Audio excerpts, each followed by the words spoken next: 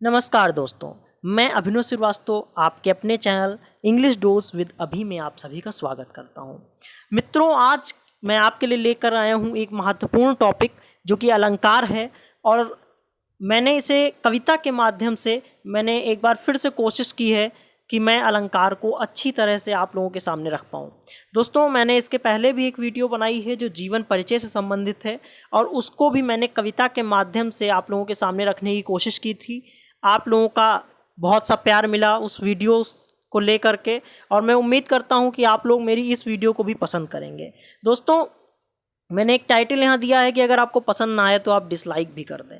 दोस्तों, अगर आपको पसंद नहीं आता है तब तो मैंने कहा ही है, लेकिन रिक्वेस्ट है आपसे, मेरा निवेदन है कि यदि आपको वीडियो पसंद आ जाए तो प्लीज़ वीडियो को मैक्सिमम लोगों तक पहुँचाएँ। जितना आप जो है शेयर कर सकते उतना शेयर करें। अगर आप अभी तक हमसे नहीं जुड़े हैं तो हमसे आप चैनल को सब्सक्राइब करके जुड़ जाएं, बेल आइकन को टच करें और वीडियो को लाइक करें। तो दोस्तों, आइए बढ़ते हैं अपने टॉपिक की ओर। दोस्तों, टॉपिक है हमारा अलंकार। दोस्तों, अगर बात की जाए कि आज के युग में सभी अपने आप को आकर्षक दिखाना चाहते हैं, सभी दूसरों को आकर्षित करना चाहते हैं, तो इस वजह से दोस्तों अलग अलग प्रकार के माध्यम का यूज करते हैं, अलग अलग प्रकार के साधनों का प्रयोग करते हैं। तो दोस्तों, बिल्कुल वही बात अलंकार के साथ में भी है कि काव्य की दोस्तों शोभा बढ़ाने के लिए हम जिन शब्दों का प्रयोग करते हैं वही अलंकार कहलाते हैं। मतलब अगर ये हम कहें कि जिन शब्दों का प्रयोग काव्य की शोभा बढ़ाने के लिए किया जाता है या उन्हें काव्य को अलंकृत करने के लिए किया जाता है तो उन शब्दों को ही हम दोस्तों अलंकार कहते हैं। अब दोस्तों, अगर बढ़ें हम आज की अपनी टॉपिक की ओर, अलंकार तो आपने दोस्तों समझ लिया। अब जैसा कि मैंने कविता के माध्यम से आपको कहा है कि मैं समझाऊंगा, तो दोस्तों आइए बढ़ते हैं अपने आज की कविता के माध्यम से इस टॉपिक को समझने की ओर। दोस्तों देखिए, आपके सामने मैं कुछ पंक्तियां आप लोगों के सामने लेकर आया हूं और मैं यकीन से कह सकता हूं कि आपको ये समझ में आएगा और पूरी कोशिश मैंने की है। दोस्तों, ये एक एक पंक्ति आपके लिए बहुत ज़्यादा महत्वपूर्ण है, आप अच्छे से समझेंगे। आइए समझते हैं दोस्तों, पहली पंक्ति है कि बार बार एक वर्ण जो आए अनुप्रास की भाषा। मतलब दोस्तों, पहला जो अलंकार हो गया वो अनुप्रास हो गया और पहली लाइन दोस्तों क्या आपको बता रही है, आप समझने की कोशिश कीजिए कि बार बार एक वर्ण जो आए अनुप्रास की भाषा। मतलब जब कोई अक्षर या वर्ण एक से अधिक आवृत्ति रखता है, मतलब एक से अधिक बार जो है प्रयोग किया जाता है किसी भी वाक्य में, तो वो दोस्तों वहाँ पर अनुप्रास अलंकार हो जाता है। जैसे अगर एग्जाम्पल की बात करें दोस्तों, आपने सुना होगा गांधी जी के एक बहुत ही प्रसिद्ध गीत के रूप में जाना जाता है कि रघुपति राघव राजा राम, जिसे गांधी जी बहुत ज़्यादा गुनगुनाया भी करते थे, ऐसा लोग मानते हैं। तो रघुपति राघव राजा राम में आप अगर देखें तो र वर्ण की जो आवृत्ति है दोस्तों वो एक से अधिक बार हो रही है, इसलिए वहाँ पर अनुप्रास अलंकार हो जाएगा। अगली पंक्ति देखी जाए, और यमक में जोड़ा आकर अलग अर्थ दर्शाता। यमक में दोस्तों जोड़ा आकर मतलब एक ही शब्द एक से अधिक बार आए, मतलब सेम बिल्कुल वही शब्द आपका दूसरी एक से अधिक बार आ जाए तो वहाँ पर, और उसका अर्थ भी वहाँ पर दोस्तों अलग आकर अलग अर्थ दर्शाता, मतलब अर्थ भी दोस्तों उसका क्या हो, अलग हो, तो वहाँ पर दोस्तों यमक अलंकार हो जाता है। अगर एग्जाम्पल की बात करें दोस्तों, जैसे आप कह सकते हैं, अगर मैं शॉर्ट सा एग्जाम्पल कहूँ कि काली घटा का घमंड घटा। मतलब काली घटा मतलब एक तो आपकी बादल वाली घटा की बात हो गई और यहाँ पर एक दूसरा जो घटा शब्द आया है वो दोस्तों कम होने की बात कर रहा है। तो आप देख सकते हैं कि घटा शब्द एक ही प्रकार से का है लेकिन उसके अर्थ अलग अलग हैं और दो बार आया है वो। अगली अगर बात करें दोस्तों पंक्ति की, श्लेष में एक शब्द के अर्थ अनेकों भाई।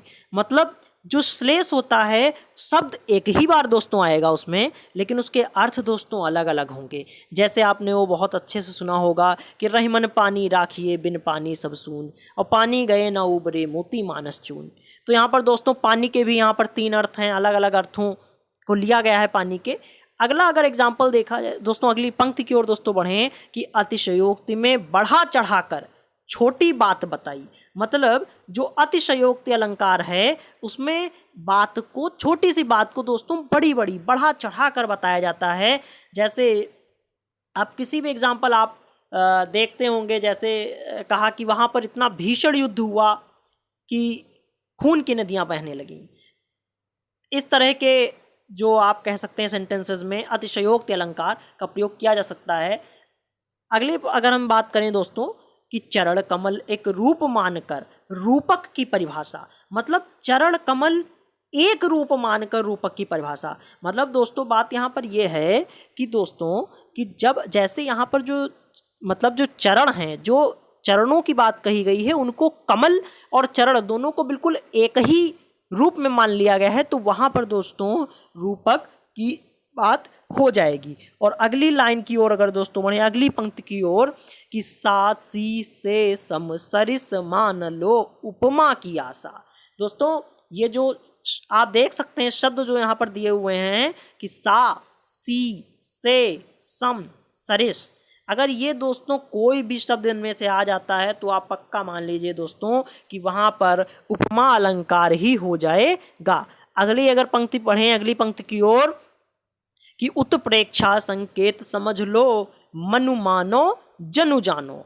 मतलब अगर मनु आ जाए, मानो आ जाए, जनु आए, जानो आ जाए, इस तरह के शब्द अगर दोस्तों आ जाते हैं तो 100% आप मान के चलिए कि आपका उत्प्रेक्षा अलंकार ही हो जाता है। अगर इसके एग्जाम्पल की दोस्तों बात करें कि एग्जाम्पल अगर देखा जाए, सोहत ओढ़े पीत पटु श्याम सलोने गात मनहु नील मणि शैल पर आतप पर्यो प्रभात। दोस्तों यहाँ मनहु आ गया, मनु जैसे शब्द से मिल गया तो वहां पर उत्प्रेक्षा अलंकार हो जाएगा।